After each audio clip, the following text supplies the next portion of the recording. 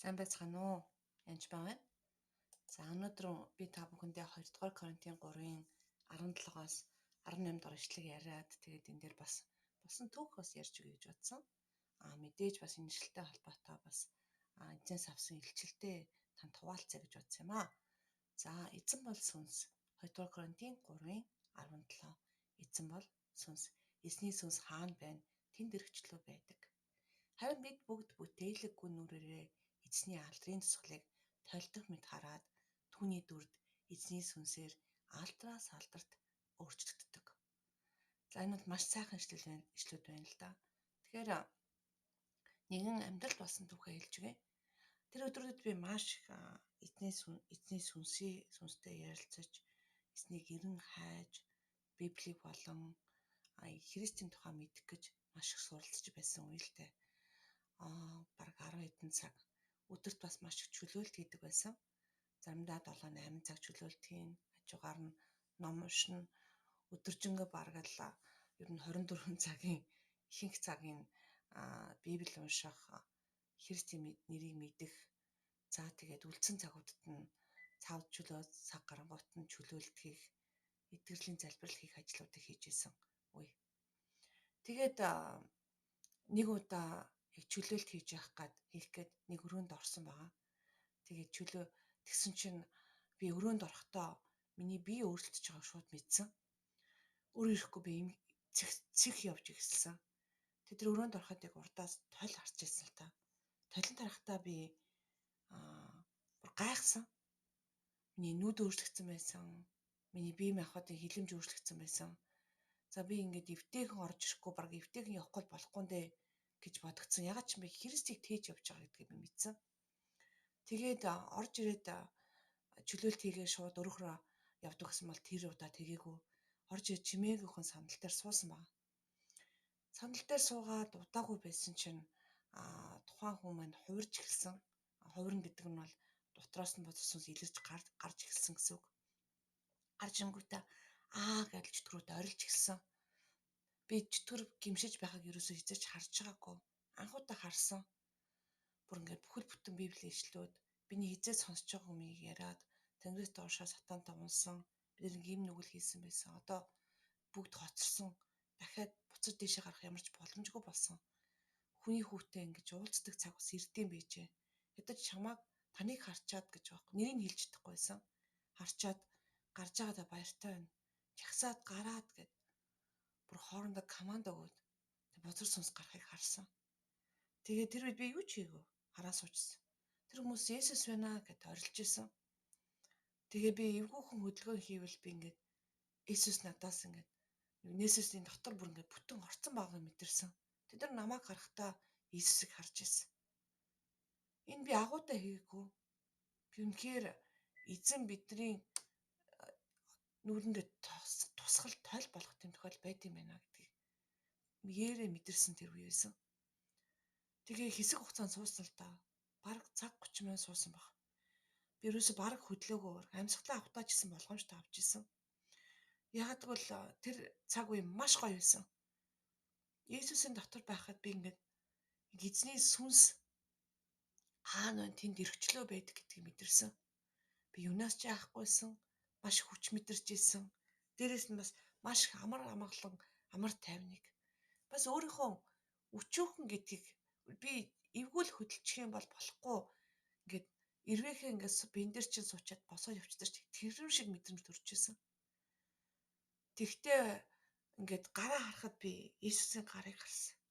Тэгэд би өөрөө ирэхгүй энэ үлээ цаг 30 минут дууссан дараа би бараг уйлсан. Ер нь бол ивхрээд бараг сүгдөөд уйлсан. Яагаад гэвэл ингээд эзний гарыг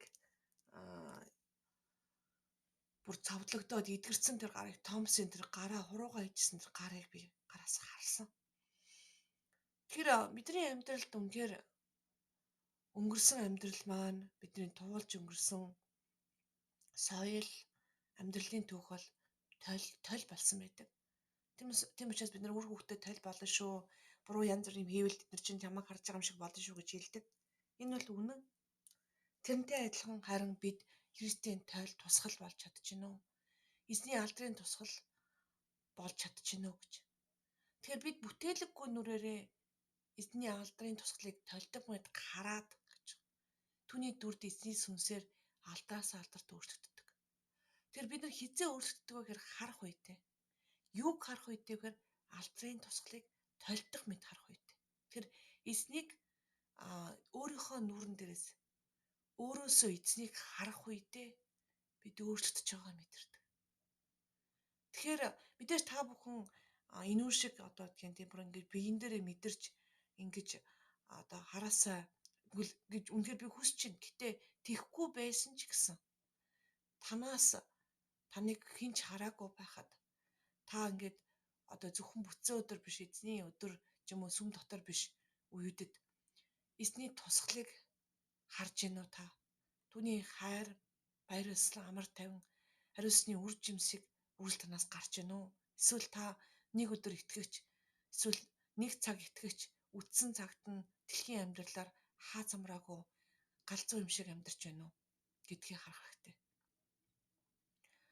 Үнэхээр эзний сүнс хаана байна тэнд өрчлөө байдаг. Тэр эзний сүнсээр ингээд дүүрээд тэр үйл явц өөр байсан. Юу вэ гэхээр яг Христ дотор өөрөө орцсон байгааг Христ над дээр би ингээд бид нар нэг болж байгаа гэдгийг мэдрэх бол үнэхээр сайхан байсан. Тэр үед үнэхээр чөтгөрөөд орилж исэн. Намайг янжмаа гэж харахгүй байсан. Христийн шавьч гэж харахгүй байсан. Намайг харахтаа Христийг харах үед үнэхээр түүний алдраас алдарт өөрчлөгдөж байгааг би мэдэрсэн. Би хэн болоо та миний дотор би таны дотор ингэж орох боломж гарсан бэ гэж би үнэхээр баярлсан. Яг энэ үед маш гимших тэмцэтгэл төрж исэн бас. Яг дотор нь байх үедээ юу ч бодол орж ирээгүй. Би зүгээр л эзний гайхамшиг мэдрээ сууж исэн. Тэрээс гадна тэр чөтгөрүүдийн ойролж хашгирч бүр би хизээч чөтгөрийн гимшиж байгааг харсан. Тэд нар түүний нэрийг хэлж чадахгүй байсан. Гэтэл бид одоо яадаг вүлээ? Есүсийн нэрийг ямар ч кинон дээр хараал болгон хэрглэж байгааг харсан. Нэг удаа нэгэн эмэгтэй над руу Jesus гэж орилоод хашгичаад ууралж исэн. Тэгээ би та уучлаарай миний бурхныг, миний эзнийг хараал болгож хэрглэж болохгүй шүү гэж хэлэх үе тэр хүн бүр гайхаад болсон. Бид нар Есүсийн нэрийг хүртэл хараал болгож хэргэлдэг, тоохчгүй хэргэлдэг. Гэтэл Иесусийн нэрийг хэрэглэх тэр боломж нь ямар үн цэнтэй вэ гэдгийг мэдсэн. Энэ үйл явдлаас хойш би Иесусийн нэрийг хэлэх үед би нүдэндээ нулимс цэлгэнэн баярлан энэ нэрийг хэрэглэх болсондоо талархсан. Би түүний дотор орсон байгаагаа шууд тэр санаахон дээр очдог болсон. Энэ явдлаас хойш би 2-3 удаа хагас энэ үйл явдлыг мэдэрсэн. Энэ шиг удаан мэдрээгүй ч гэсэн. Тэгэхээр бид эзний тусгал толь болж идэг. Эзний алдрын тусгал болж идэг нэгсэндээ. Тэгэхээр таны нүрээс миний нүд өөрчлөгдөж байгаа, нүдний харц өөрчлөгдөж байгаа мэдсэн. Тэг би энийг шавнартаа заагаад та нар чөтгөр хөөхтэй тийм үү? Эзний гар таны гар дотор байна. Нэгсэндээ таны гар эзний гар дотор хамт нэг болж байгаа мэдрээд гараа дараараа гэд гар дарах үед чөтгөр юу халуун гар вэ гэд орилоод гарч байгааг би харж байсан. Тэгэхээр тэрийг мэдэх явдал маш чухал юм. Тэгээ бид бас хоёр нүргүй амьдрах явдал маш чухал. Та эзний дотор өөрчлөгдөх үед улам өдрөөс өдөрт түүний дүрд өөрчлөгддөг гэдгийг мартаж болохгүй. Түүний дүр угаасаа нэгүслэр дүүрэн тэр үнэхээр илдэг зөөлөн гэдгийг мартаж болохгүй. Тэгэхээр үнэхээр эзний дүрд түүний эзний сүнсээр түүний алдраас алдарт өөрчлөгдөрөө гэж хэлмээр байна. Тэгээд энэ хэсгийг энэ бол маш тийм олон зүйлийг ярьж болох ишлэлтэй. Би зөвхөн энэ ишлэлээр одоо бүхэл бүтэн номлол манай пастор хэдэд удаа хийжсэн юм сонсч байсан. Өнөөдрийн авсан илчлэлт бол миний хувийн илчлэл байгаа. Тэгээд үнэхээр эзний сүнс хаана байна түүнд ирчлөө байдаг шүү. Тэгэд эзэн бол сүнс гэж 2 дугаар Коринтын 3:17-аар хэлсэн байна. Би юу шаран Библи өөрөө хэлсэн байгаа шүү. Тэгээд үнэхээр эзний алдраас эзний алдраас алдарт эзний сүнсээр өөрчлөгдөрөө гэж хэлмээр байна. Тэгээд өдөр болгон түүнтэй хамт алхаараа. Баярлалаа.